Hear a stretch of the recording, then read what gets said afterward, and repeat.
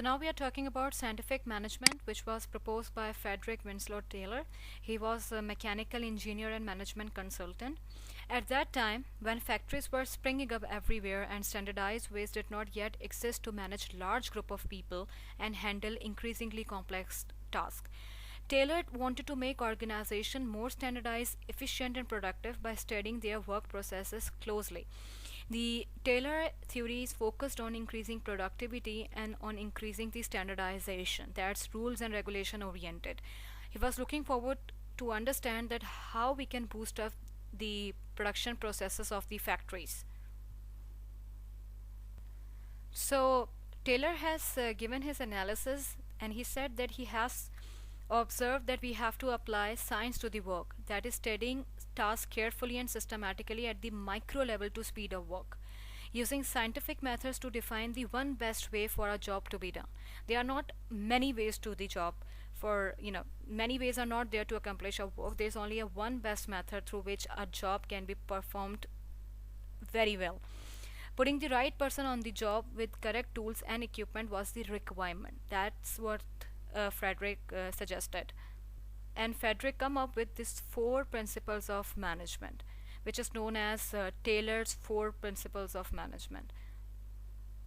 So the number one step is which he suggested was to develop a science for each element of an individual work, which will obviously replace the old rule of thumb method. Now, what does old rule of thumb method means? So the rule of thumb actually means a principle with broad application that is not intended to be strictly accurate or reliable for every situation. It refers to an easily learned and easily applied procedure or standard based on practical experience rather than theory. So it means that it's not rational, and sometimes we just follow for the sake of following those practices that as other people are using it, so we also use. So Frederick said that there should be a science of each element, and we cannot rely only on the rule of thumb methods that exist. The second rule that he has, the second principle that he has given is scientifically select and then train, teach, and develop the worker. It's not like that we can ask worker to do anything. He cannot do. He is having his certain capacity. He is needed to be selected for a particular task, and then he is needed to get trained. We have to teach him, and then we have to develop the worker for that task that we acquire him to do. That's the requirement. Third is that we have to heartily cooperate with the workers so as to ensure that all work is done in accordance with the principles of the science that has been developed. It means that we need to have some cooperation. We cannot make him feel neglected, as when a person is going to perform a repetitive task, so definitely he's going to get some fatigue, stress, and all.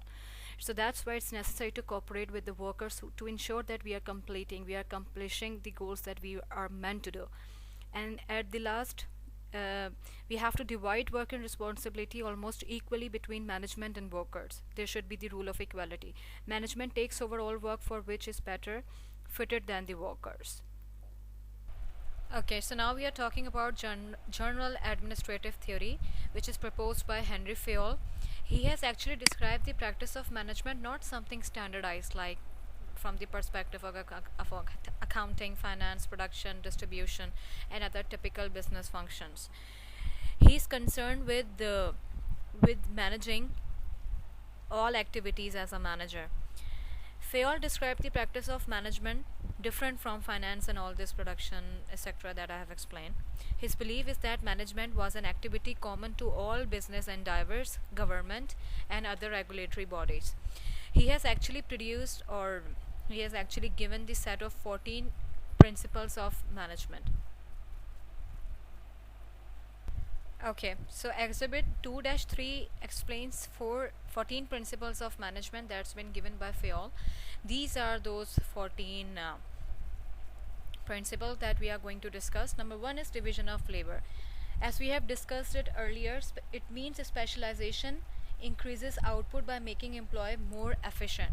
It's like that each and every employee is going to perform a specific task rather than performing a holistic one. Second principle is authority. Managers must be able to give orders, and authority gives them this right. Third is discipline. Employees must obey and respect the rules that govern the organization. Fourth is unity of command.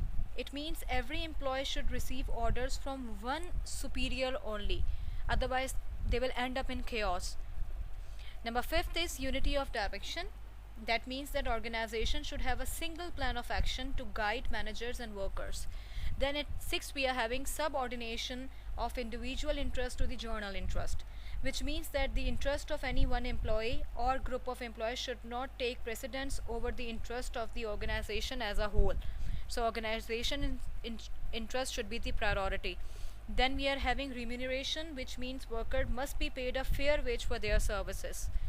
Then we are having centralization, which means centralization we have discussed couple of times. I'm sure that you already know, but still for the reviving of concept, we are discussing it again. These terms refer to the degree to which subordinates are involved in decision making. Then we are having scalar chain. The line of authority from top management to the lowest rank is the scalar chain, the hierarchy. Then we are having order. It means people. So we're talking about order. People and material should be in the right place at the right time. Then we are having equity. Managers should be kind and fair to their subordinates. This should be the process of equality. Stability of tenure of personnel. Management should provide orderly personnel planning and ensure that replacements are available to fill vacancies. There should not be much turnover rate, and there should be personnel available if somebody leaves the organization, so you should be having a substitute for that to continue the processes. Then initiative. Employees should be allowed to originate and carry out plans, will exert high levels of effort. And then we are having esprit de corps, which means promoting team spirit. It will build harmony and unity within the organization. So these are the 14 principles that has been suggested by Fayol